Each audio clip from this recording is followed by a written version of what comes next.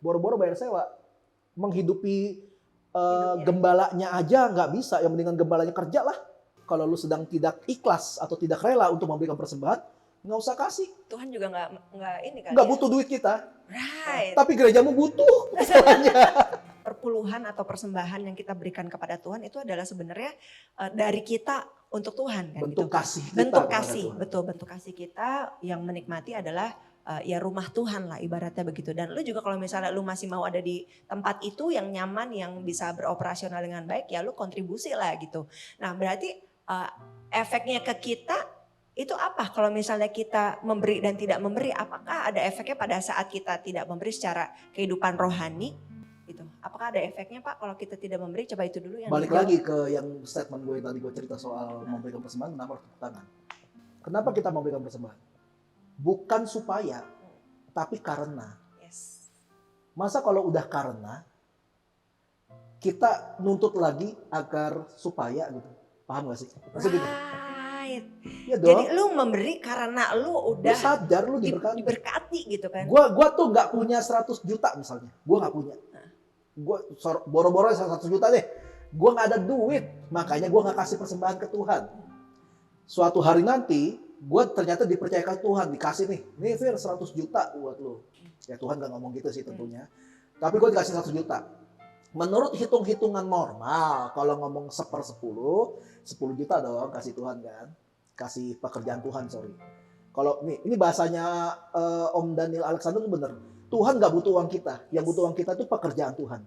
Yes. Nah, ketika gue dikasih 100 juta, terus gue memberi 10 juta, itu adalah gini. Tuhan, kalau Tuhan bukan karena Tuhan berkati gue 100 juta, gue gak bisa kasih ini. Justru karena, gue kok gue bisa kasih persembahan? Karena sebelumnya Tuhan udah berkati kita.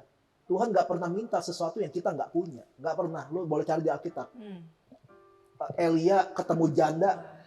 Apa yang janda itu punya? Tepung. Walaupun udah tinggal dikit, Elia kan gak pernah bilang, minta dong sama tetangga lu, Tuhan pengen bikin mujizat nih. Enggak gitu kan. Lu punya apa? Ya udah bikin aja pakai itu. Tuhan akan bikin mujizat lewat apapun yang kita punya. Right. Jadi Tuhan gak pernah nyusahin kita. Jadi gak usah khawatir sama, makanya Yesus udah bener deh. Janganlah kamu khawatir atas apa yang akan kita makan, kita pakai. Yes. Itu hanya dipikirin sama mereka yang gak kenal Tuhan. Jadi walaupun dia Kristen, tapi hidupnya khawatirnya berlebihan, dia sebenarnya gak kenal Tuhan. Makanya kita dilatih supaya jangan khawatir. Nah, berarti yang ditaruh kan suka ada tuh di amplop, kan suka ada di amplop tuh. Amplop? Iya, ada amplopnya tuh, amplop persepuluhan, persembahan kasih, ucapan syukur, balas segala macam. Nah, kalau misalkan tadi kita kan nggak nyampe 10% nih kita kasih karena sesuai dengan kerelaan kita, kemampuan kita gitu kan segala macamnya. Nah, apa yang kita tulis di sana? Karena kalau dibilang persepuluhan, ini nggak ada sepersepuluh gitu. Oh gitu. Jadi apa ya kan, karena kan gereja kan kadang-kadang perlu tulis istilahnya ini buat apa nih gitu, persembahan apakah ini gitu kan. Oh ini persembahan persepuluhan jelas misalkan. Nah karena tadi ini persembahan tadi kita udah bahas kerelaan hati kita gitu. Nah ini yang kita tulis ini jadinya apa nih gitu. Persembahan apa nih Buat gitu. bikin laporan gitu. Nah, kita kan kadang-kadang gereja kan butuh laporan supaya bagian keuangan atau mungkin Bapak Gembala tahu oh ini anakku ini sedang memberikan persembahan A misalkan gitu. Persembahan lain-lain ya kadang-kadang gitu ya. Ada kan? Kadang-kadang lain-lain gitu kan, lain-lain gitu. Itu juga loh yang jadi pertimbangan gue selama ini sebelum gue mendalami tentang persembahan. Mendalami. Enggak. Maksudnya gini. Oke, gue paham lah persembahan umum yang pakai kantong kolektor tuh. Yang kadang-kadang dipilih yang bawa kantong itu orang yang mukanya galak. Jadi orang, takut ya kasih. ya nggak gitu juga ya. Gue paham lah persembahan umum itu digunakan untuk beberapa gereja ya. Persembahan umum itu digunakan untuk pemeliharaan barang-barang gereja. Sound system, alat musik, layar atau apalah gitu ya. Bayar OB kali apa gimana. Itu gue paham. Persembahan perpuluhan dipakai untuk menggaji gembala dan full timer. Itu yang gue tahu beberapa gereja menjalankan seperti itu. Pertanyaan gue, belum nyampe pertanyaan gue.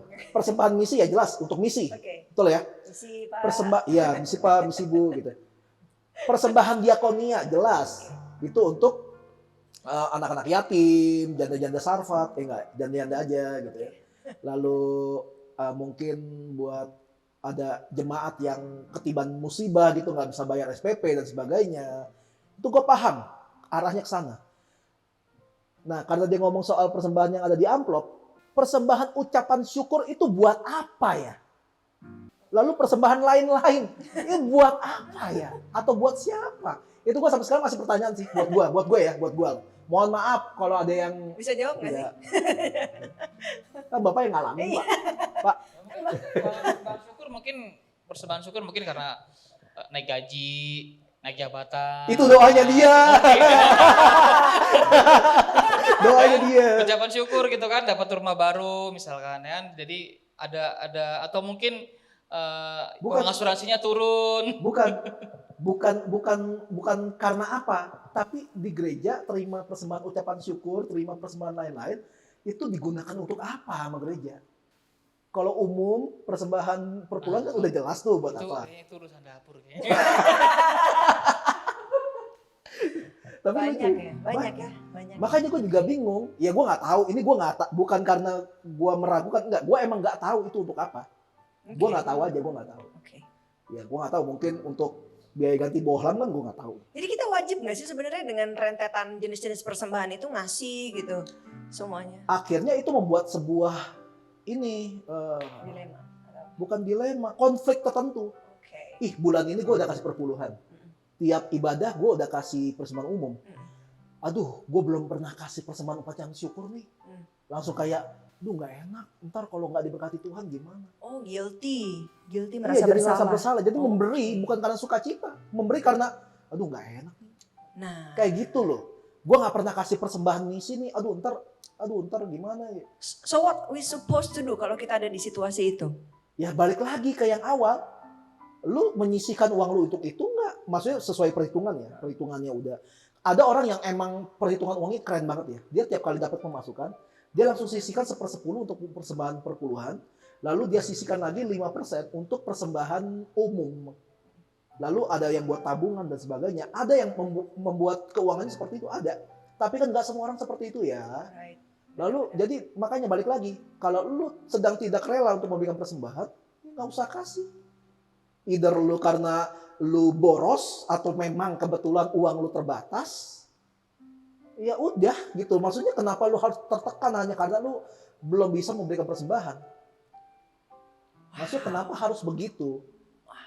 Jadi dengan kita memberikan persembahan ya, maksudnya selain tadi persediaan di rumah Tuhan tercukupi, operasional dan sebagainya gitu ya, tercukupi.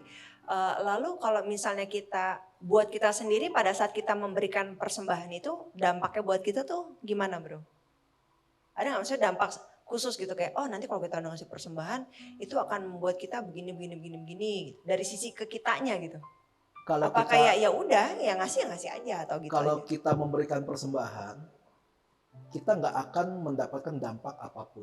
Karena Perpuluhan nih, kita lagi ngomong perpuluhan iya, ceritanya. kalau kita memberikan perpuluhan, kita tidak akan menerima dampak apapun. Karena ketika kita memberikan perpuluhan, itulah dampaknya. Ketika kita memberi, itulah sebuah dampak. Dampak dari mana? Dampak karena Tuhan sudah memberkati kita sebelumnya. Dampaknya, makanya kenapa kita bisa kasih perpuluhan. Right. Tapi ada loh yang maksudnya dalam keadaan dia susah banget. Jadi misalnya gini kan, pernah nih ada beberapa cerita ya. Misalnya kayak jemaat yang kayak lagi susah banget, terus dia berdoa lalu dia dapat tuntunan sama Tuhan, udah rajin bayar perpuluhan lagi, bayarin perpuluhan kamu setia gitu. Dan ternyata setelah dia dapat rema itu, dia dengan seberapa yang dia ada udah bener-bener dengan seada-adanya itu dia kasih, terus udah gitu ketaatan dia sepertinya digantikan sama Tuhan berlipat kali ganda. Ada juga, tapi itu sih nggak semua orang ya, itu kayak case khusus sih. Ada orang-orang yang memang kayak ya udah dia taat dengan rema yang Tuhan kasih, dia lakuin, dia bayarin tuh persembahan dengan apa yang ada dulu sama dia, kayak janda itu yang lu bilang janda Iya. Sarfat, janda Nggak, siapa? janda aja, janda dan anaknya. Janda yang ngasih Janda minyak-minyak, miskin. iya janda miskin yang ngasih minyak. Akhirnya ya Tuhan lipat kali ganda, kan ada juga sih yang begitu. Tapi kan janda itu hanya di situ doang kan? Nggak semua janda Tuhan suruh seperti itu kan? Ya, yang kasus ini ya nggak janda juga sih, maksudnya yang Iya. gua denger ini ya orang Ngerti. biasa aja. Ngerti maksudnya? Makanya gue selalu bilang gini, jangan jadikan pengalaman pribadi sebagai sebuah kebenaran atau mengganti. Kalau dia mengalami itu, gue cuma berani bilang, bagus buat lu punya pengalaman iman seperti itu. Tapi jangan ngajakin semua orang kayak gitu. Karena ada orang, ya gue berani bilang, ada orang bodoh, dengar kesaksian kayak gitu, ada kesaksian kayak gitu, dia berpikir, wes, gue kalau kasih kayak gitu, Tuhan akan gantikan dong, 30, 60, 100 kali lipat. Dia kasih, yang di tabungan dikasih. Pikir, nggak dapet apa-apa, ngamuk-ngamuk sendiri. Ya salah lu, Tuhan gak suruh. Karena memang kayak kalau kayak gitu-gitu kita nggak bisa samain ke diri Nggak kita, bisa. guys. Jadi kayak memang itu dia cari rema Tuhan, dia berdoa sungguh-sungguh karena pada saat itu dia dalam keadaan Iya. sulit dan Tuhan suruh dia, Tuhan gerakin hati dia untuk memberikan persepuluhan, maka hal itu terjadi itu pelipat kali gandaan. Enggak, ya gue gak terlalu berani sebut itu sih. Ya nggak, maksudnya Tuhan kasih di luar dari ekspektasi dia. Tapi waktu gue denger sih orang ini cerita memang dia karena memang mau taat aja sama yang Tuhan bilang kasih, tanpa dia maksudnya ya udah ngarep yang aneh-aneh enggak gitu, cuman ya udah mau ngasih aja karena Tuhan kasih rema itu. Tapi nggak sangka-sangka ternyata ada berkat yang Tuhan kasih gitu. Nah itu berarti bukan ngomongin soal memberi persembahan kan, tapi ngomongin tentang taat kan. Iya dong. Iya juga kebetulan taatnya berupa memberikan persembahan. Ada orang-orang tertentu yang taatnya dibagi waktu. Maksudnya, oke, gue emang sibuk tapi gue pengen banget melayani Tuhan. Dia diberkati gara-gara itu, bukan karena memberikan persembahan. Jadi pengalaman iman masing-masing orang beda-beda, nggak melulu. Jadi kalau pengalaman kerohanian pribadi tiap orang sama, garing hidup kita. Sama semua, iya lu gue juga ngalamin kayak gitu. Iya gue juga sama. Tapi jadi motivasinya salah kan. Jadi gue memberi karena gue pengen dapat dari Tuhan berlipat kali ganda. Padahal kan ya nggak gitu juga. Nggak gitu. Makanya jangan sampai salah. Makanya kenapa kita memang harus beriman. Tapi kan hikmat dipakai juga. Iya benar juga Iya sih. dong. Jangan cuma pakai iman. Saya beriman. Akhirnya otak nggak dipakai gitu kan. Ya nggak bagus juga. Tapi ada juga yang bilang kalau misalnya perpuluhan kita, misalnya dari 10% penghasilan kita ya, penghasilan bersih, sebenarnya itu kita boleh bagi juga ke saudara atau ke yang saudara kita yang susah mungkin gitu. Itu keputusan pribadi nggak sih? Tapi maksud gue nggak apa-apa tuh persepuluhan dibagi sama perpuluhannya dibagi. Misalnya lu punya nih jatah, lu udah di keuangan lu udah atur nih 10%, pokoknya lu mau kasih buat Tuhan gitu. Apapun itu. Nah, lu bagi nih 50%-nya buat gereja misalnya, terus sisa-sisanya lu bagi buat nolong orang yang lain yang membutuhkan, tuh gimana? Oke nggak sih?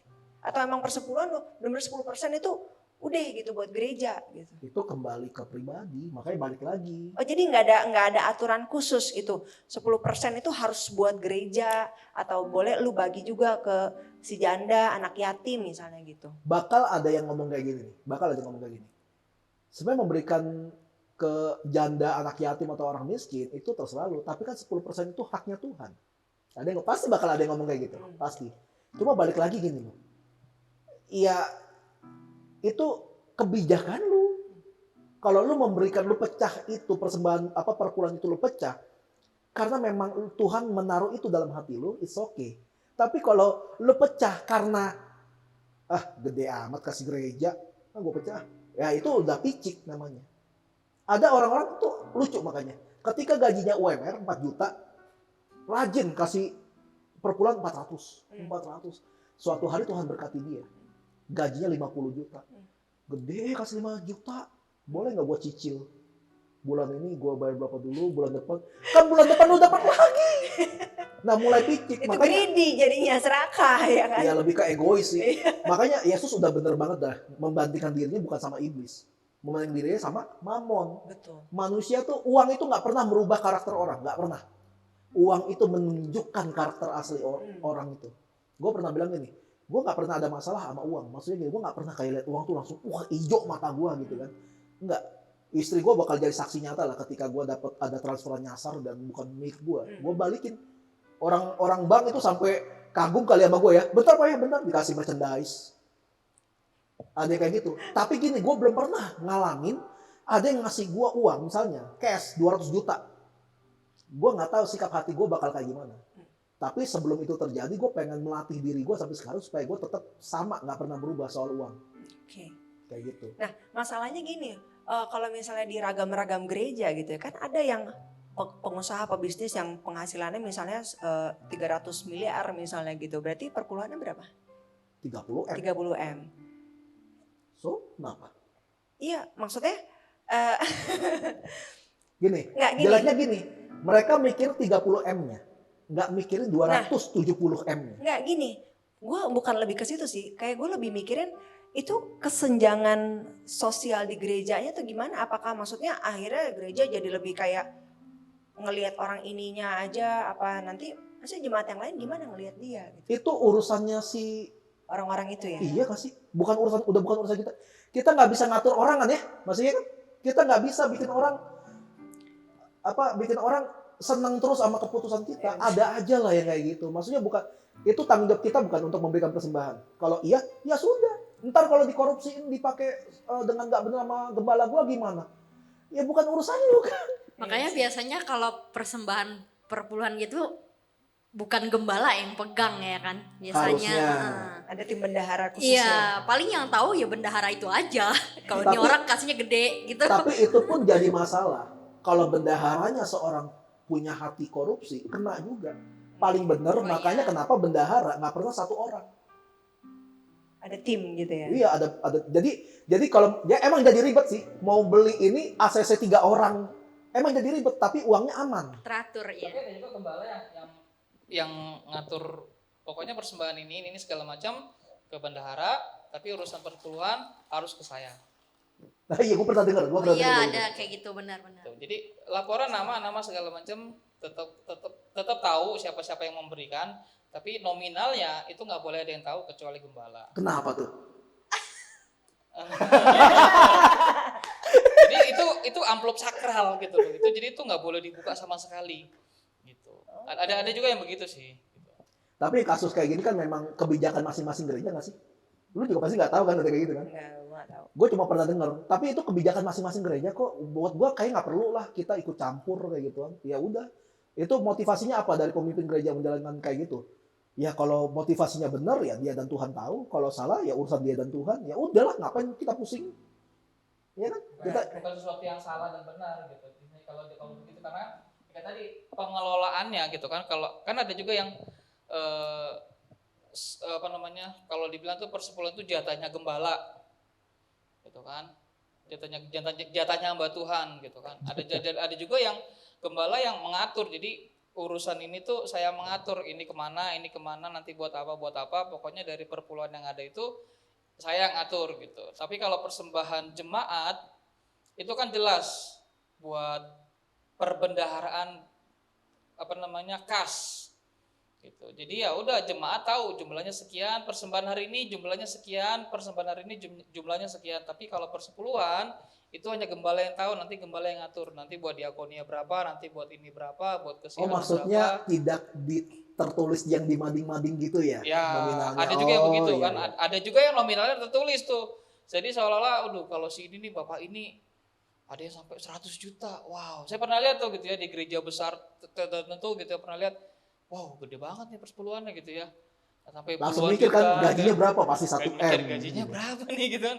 Iya. Seperti itu gitu ya. Betul, gitu kan dilema tahu. Gue pernah juga ada sekali di satu gereja. Waktu itu gue diminta sebagai full timer di sana untuk membuat pokoknya bagian multimedia lah. Terus akhirnya gue bikin printan untuk laporan persembahan perpuluhan. Wah dimarahin gue sama gembala. Kenapa? Jangan ini nggak boleh kasih tahu. Ternyata begini ada kejadian. Ada orang-orang tertentu yang punya niatan nggak benar ngelihat, wah ini persembahan gede nih. Langsung kayak diajakin, Pak, saya ada ini. Langsung belaga jadi kayak orang susah buat minta persembahan. Karena dia menilai gereja ini duitnya banyak. Gitu. Jadi emang dilema. Gue pribadi gue nggak terlalu suka ngasih tahu berapa jumlah persembahan yang kita terima tiap bulan. Pertama emang nggak perlu tahu buat apa. Kedua, gue punya jemaat, bodo amat mau diposting apa kagak. Itu di tempat gue ya, di tempat gue. Yang penting penanggung jawabannya lah. Kayak kita bisa bohongin jemaat, kita nggak bisa bohongin Tuhan. Ada pertanyaan? Nggak ada. Oke. Bingung tiba-tiba. Speechless kan karena kayak ini banget Iya.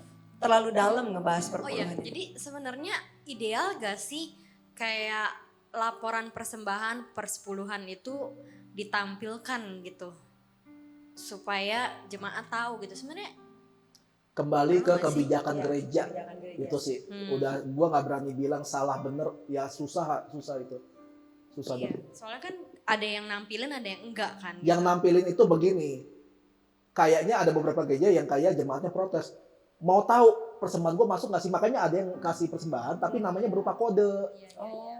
Jadi kalau ditampilin, oh oke, udah masuk ternyata. Oh. Gitu. Ada yang kayak gitu. Tapi di sisi lain ada yang kayak gue alamin itu. Gue ditulis malah dimanfaatin. Oke. Jadi emang beda kultur kali ya tiap gereja ya sebutnya ya. Tapi kalau gue sebagai jemaat ya, gue kayak nggak mau tahu loh. Yang penting maksudnya gue melihat bahwa gereja ini terus bertumbuh aja gitu. Berarti kan Terus artinya bertumbuh dan tapi nggak berbuah gitu. ya Ya, gue kerjain. bertumbuh Iya. dan harus berbuah dong bro. Maksudnya ya udah, maksudnya kadang-kadang kayak gitu mah kita nggak usah tahu lah ya. Maksudnya buat apa juga kita tahu uang kita masuk apa enggak apa segala macam. Ya kalau gitu. secara pribadi sih gue juga nggak mau tahu sih, nggak terlalu Ya kan? peduli lah. Pusing juga gitu, udah pasti persembahan gue gak gede. Tiba-tiba kepala gue migrain. Gue pusing juga. Soalnya ya maksudnya juga kalau ngobrol sama teman-teman banyak juga yang kayak mereka tuh kayak cerita ngedumel gitu ya tentang ini kenapa sih harus ada gereja gede ngasih perpuluhan kita buat apa sih di gereja itu, buat beliin sound system, buat beliin apa namanya barang-barang mahal apa segala macem kayak gitu-gitu. Ada yang emang nggak bisa ya gereja biasa aja, nggak usah mewah-mewah kayak gitu, nggak usah punya stage gede apa segala macem, tuh ada yang ngedumel gitu. Terus ada juga penghasilan gue segini, masa gue harus ngasih segini sih buat perpuluhan? Kan gue yang capek-capek kerja, ngapain gue ngasih-ngasih ke gereja segitu nilainya? Ada juga yang begitu. Nah gue kalau udah kayak begitu tuh gue diem tuh. Itu terserah lu deh, ya kan? Iya. Terserah lu deh. Lu mau gimana itu urusan lu sama Tuhan deh, ya kan? Iya, mendingan udah. Baik. Kalau menurut lu nggak rela, Iya. ya nggak usah kasih. Iya selesai. bener sih. Itu Udah. masalah kerelaan hati sih sebenarnya. Iya, ngapain sih diribetin? Tapi akhirnya gue jadi mikir juga, tadi lu bilang kalau misalnya firman Tuhan bilang kita tuh harus mempersembahkan tubuh kita, hidup kita gitu kan. Apa tadi bilang? Persembahkan tubuh kita sebagai persembahan yang kudus, yang Nah. hidup, berkenan. Persembahan kita artinya, persembahan hidup kan artinya segala energi kita Hidup nggak sih? kita inilah persembahan. Iya gitu. Kalau kita nggak bisa setia dengan kayak gitu, ya udah, lu mau ngasih apa sama Tuhan gitu? Ya, cuma kan kali ini kita ngomong secara spesifik tentang uang. Gitu. Uang. Iya sih, akar segala kejahatan adalah cinta akan Cinta uang. Uangnya nggak salah, Saingan Tuhan adalah uang. saingan. Saingannya Tuhan. Jadi That's the truth. makanya kalau ngomongin kayak nominal persen segala macam, misalnya gini, persembahan 1/10 gue misalnya, perpuluhan gue misalnya 2 juta misalnya, perpuluhan gue misalnya 2 juta, oke. Tapi gue tahu nih, gereja lagi butuh dana misalnya untuk biaya retret. Terus gereja di-announce di pengumuman, kita masih kurang dikit lagi, 700.000 lagi. Ya udah, gue tergerak misalnya, oke, gue lebihin perpuluhan gue jadi 2,7 supaya gereja bisa menjalankan retret. Ya udah.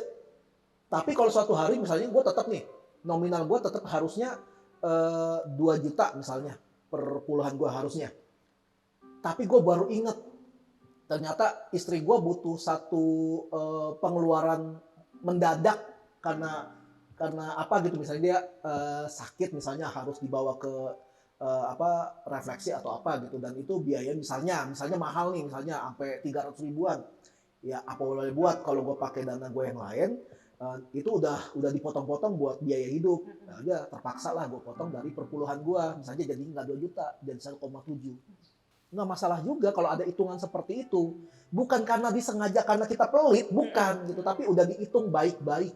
Oke. Kayak gitu. Nah, ini ada contoh kasus begini nih. Ada pernah cerita sama gue, dia nanya sama gue soal perpuluhan, dia sampai dia ikutan stres, padahal bukan dia yang ngalamin. Dia bilang gini, dia punya temennya ini stres ngomong sama dia karena dia gimana ya, dia nggak bisa bayar uang kos gara-gara uangnya udah kepake atau didahulukan untuk membayar perpuluhan. Gue bilang, ya elah, lu baca Alkitab deh. Yesus bilang gini, ketika kamu membawa korban persembahan, lalu lu teringat tentang hal mengenai saudaramu, tinggalkan persembahanmu, berdamai dulu dengan saudaramu, lalu kembali lagi untuk memberikan persembahan. Maksudnya apa? Kalau lu ada tanggungan atau ada ganjalan yang belum selesai dan itu menyangkut persembahan, lu tinggalin dulu persembahan lu selesaiin dulu. Right. biaya kos, biaya utang itu diselesaikan dulu, baru lu mikirin tentang persembahan. Lu selesaikan utang jawab lu. Karena gini, kalau kita nggak melakukan itu, nama Tuhan yang jelek. Orang Kristen nunggak kok uang kos. Nah. Orang Kristen ngutang ditagih galakan dia. Nah. Apa itu? Ya kayak gitu. Wow. Tapi ingat, bukan berarti kita nggak usah kasih persembahan. Tuh firman Tuhan bilang, ketika udah selesai, balik lagi bawa persembahan. Itu namanya steward, kan? Oke. Mengelola. Betul. Lalu ada satu ini lagi, ada satu cerita dari teman gini. Misalkan gue nih kepala keluarga nih, ya, gue punya penghasilan, gue satu-satunya yang kerja misalnya. Tiap bulan gue dapat gaji misalnya 30 juta gaji gue. Oke, berarti perpuluhannya 3 juta dong. Gue kasih 3 juta. Selesai gue kasih perpuluhan 3 juta, gue kasih uang belanja istri gue 5 juta. Lalu gue kasih anak-anak gue uang jajan bulanan. Misalnya anak gue ada 2 misalnya. Gue kasih uang jajan bulanan. Nggak pakai mingguan, untuk bulanan. Gue kasih masing-masing gopeceng. Udah. Anehnya ketika di gereja istri gue dituntut untuk kasih perpuluhan. Anak gue juga dituntut untuk kasih perpuluhan. Padahal uang yang dia dapat, uang yang mereka dapat adalah hasil dari uang secara penuh yang sudah dipotong dari perpuluhan. Oke. Jadi kalau istri gue kasih perpuluhan lagi, anak gue kasih perpuluhan lagi, itu nggak 1/10 dong. Ada yang kayak gitu. Iya. Ada yang kayak gitu. Nah inilah kenapa, makanya jangan mikirin yang nggak esensi. Lu kalau di otak lu perpuluhan istri cuma hitungan, meledak pala lu. Kalau lu nggak rela ngasih, udah nggak usah kasih. Iya benar sih. Selesai. Bener Tuhan nggak sih. bakalan ceritanya Tuhan bangkrut hanya karena seluruh manusia di bumi nggak ada yang kasih persembahan. Nggak bakalan. Justru kita memberikan persembahan karena kita mengasihi Tuhan. Benar. Dan kita mau pekerjaan Tuhan bisa tetap terlaksana sedikit banyak karena ada andil dari kita. Karena kita membantu kita membantu keuangan gereja di mana kita berjemaat. Jadi kalau misalnya lo belum setia memberikan perpuluhan, terus belum bisa setia mungkin. belum bisa setia memberikan perpuluhan, terus kita kayak mau berdoa, Tuhan pakailah aku untuk memberkati bangsa-bangsa apa kayak gitu-gitu, kayak malu juga kali ya. Sebaiknya jangan berdoa seperti itu. Berhikmat juga gitu ya, berhikmat. Itu maksudnya kita belum setia, gitu. Tapi maksud gue bukan belum setia dalam arti karena kita belum mampu memberi, tapi kayak Belum lu bisa udah lah ya. enggak, maksudnya belum setia di sini, maksud gue lo punya tapi lo mikir mau ngasih karena lo keberatan ngasihnya gitu. Jadi kalau misalnya masih keberatan dengan nilai yang akan diberikan, ya mendingan lo jangan sok-sokan berdoa deh. Iya. Memberi karena tidak mampu dengan memberi karena berat hati karena jumlahnya kan suatu yang beda dong berarti. Iya, betul. Iya. Tidak memberi karena tidak mampu dengan memberi karena tidak memberi karena sayang jumlahnya kegedean. Iya benar. Iya. Berarti beda dong gitu kan. Betul. Ya balik lagi, itu masalah di pribadi orang itu kan. Iya sih. Karena ada orang-orang yang rela-rela aja tuh memberi persembahan segitu banyak. Mau ngasih lebih dari 10% juga it's okay lah ya. Ada ya orang yang ngasih persembahan 50% loh. Karena menurut dia kegedean buat gue. Iya benar. Mendingan gue selalu ke gereja, udah gereja menyalurkan lagi ke yang mana yang membutuhkan. Karena dia percaya sama gereja itu. Dia percaya. Jadi buat teman-teman yang ingin membantu pelayanan kami tempat ini bisa scan barcode di atas ini. Gue minta dong. Well, gue gak nyangka sih ngebahas perpuluhan ini sebenarnya jadi banyak banget gitu ya kaki-kakinya gitu dari segala sisi gitu kita ngebahas. Dan thank you banget bro, kita udah bisa ngerti soal persembahan. Jadi intinya kesimpulannya wajib gak nih ngasih perpuluhan? Itu bukan sebuah pertanyaan. Itu sama kayak lu mau ke rumah gua wajib nggak pakai tol. Iya. Ya terserah lu mau lewat jalan biasa lewat tol silakan. Lu rela nggak keluar uang buat bayar tol kan gitu. Right. Kayak gitu. Jadi lebih ke pilihan ya. Jadi bukan sesuatu yang lu harus lakukan, maka kalau lu nggak melakukan ada akibatnya nih. Iya. Bukan gitu Bukan. kan berarti kan? Justru kita memberikan perpuluhan itu adalah sebuah akibat. Sebuah akibat dari berkat Tuhan. Sebelumnya. Iya. Jadi ya udah, kalau lu merasa lu diberkati Tuhan, lu cinta Tuhan, lu pengen pekerjaan Tuhan makin diperluas, dulu nggak bisa bantu apa-apa juga di gereja. Iya.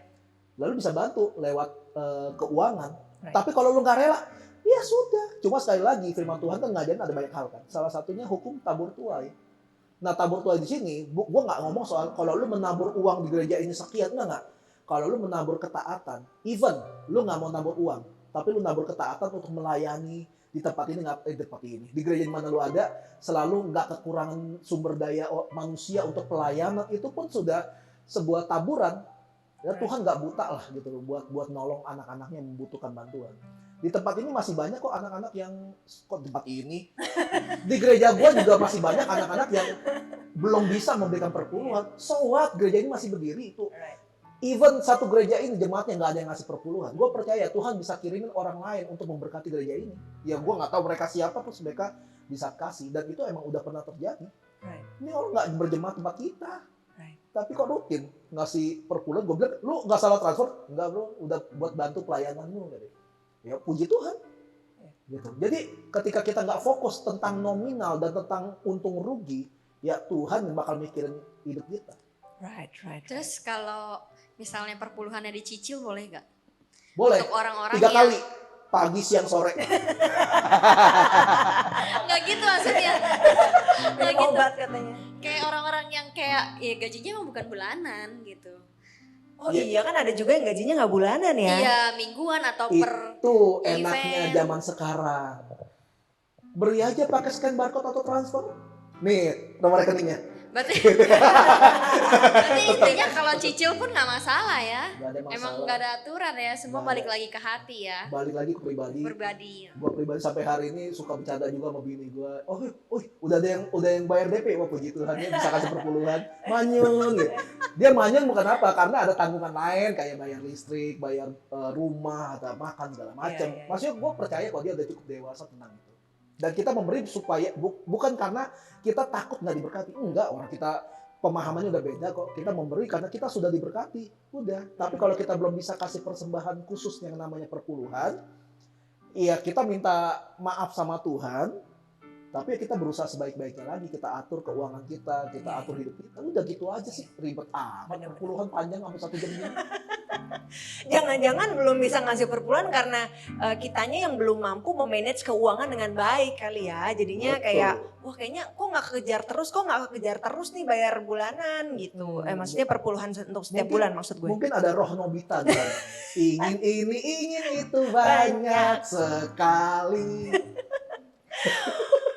Wow, sungguh perbincangan yang panjang. Berapa jam nih kita ngomongin perpuluhan? Sejam ya. Sejam. Kita bagi 2 deh videonya deh. Kita bagi 2 part ya. Kalau kita ngomong bagi 2 berarti ini video kedua ya. Iya Ini bener. ujung baru ngomong. Iya bener, nanti dipindahin ke yang pertama. Well, thank you buat teman-teman yang udah menyaksikan video ini tentang perpuluhan, dan we hope kita semua bisa belajar sama-sama tentang hal yang benar tentang perpuluhan. Dan tadi udah dibahas panjang lebar bahwa semua adalah tergantung dari kerelaan hati gitu kan. Ya kan? Iya, betul. Iya. Udah yakin ragu, tiba-tiba ragu gitu. Apa tadi?